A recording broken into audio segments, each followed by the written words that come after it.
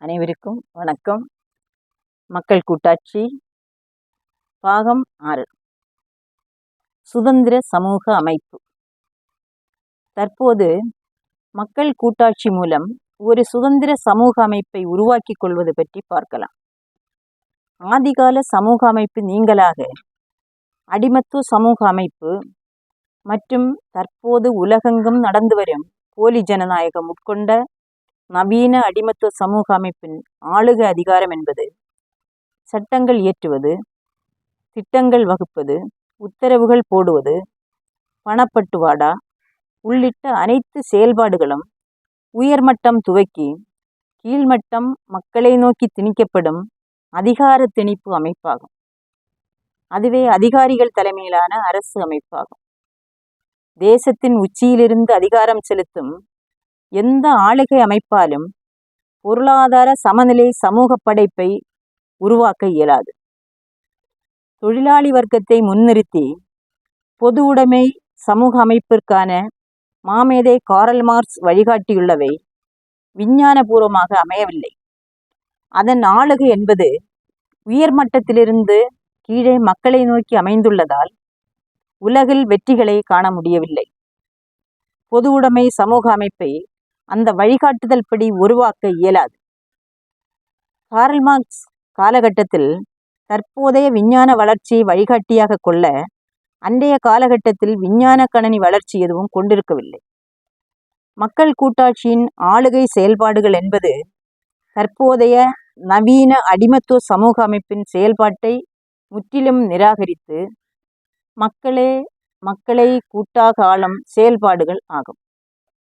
உயர்மட்டத்திலிருந்து மக்களை நோக்கி அதிகாரம் செலுத்தும் ஆளுகை செயல்பாடுகளை முற்றிலும் நிராகரித்து மக்களை நேரடியாக சட்டங்கள் இயற்றுதல், திட்டங்கள் உருவாக்குதல், உத்தரவு பிறப்பிப்பது, நிதி ஆதாரம், பணப்பட்டுவாடா, இராணுவம், காவல், சட்ட நீதி பரிபாலனை உள்ளிட்ட செயல்படுத்துதல் அனைத்து அதிகாரங்களும் மக்களே நேரடியாக கொண்டுள்ளபடியால் எந்த உயர்மட்ட அதிகார திணிப்பும் இல்லாத மக்கள் கூட்டாட்சி ஆளுகை வடிவமைப்பை காண்போம்.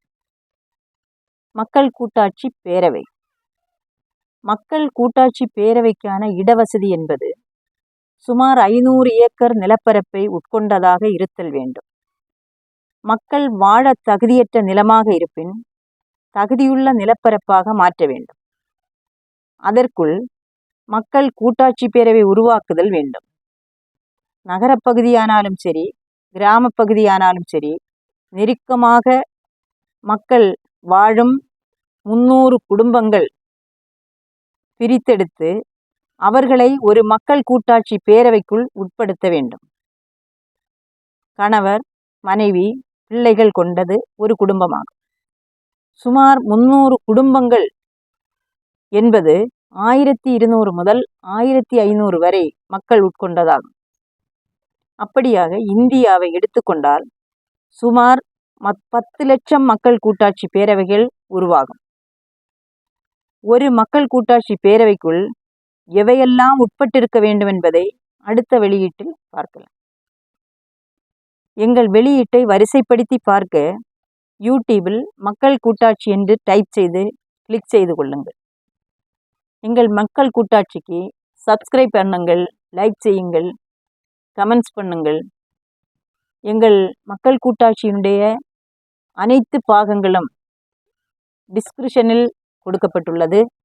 அனைத்தையும் நீங்கள் வரிசையாக படியுங்கள். தொடர்ந்து படித்து வந்தால்தான் உங்களுக்கு அதை புரிந்து கொள்ள முடியும். எங்களுக்கு ஆதரவு கொடுங்கள், வலுப்பெறச் செய்யுங்கள் என்று கேட்டுக்கொண்டு உங்கள் அனைவருக்கும் நன்றி தெரிவிக்கிறேன். வணக்கம்.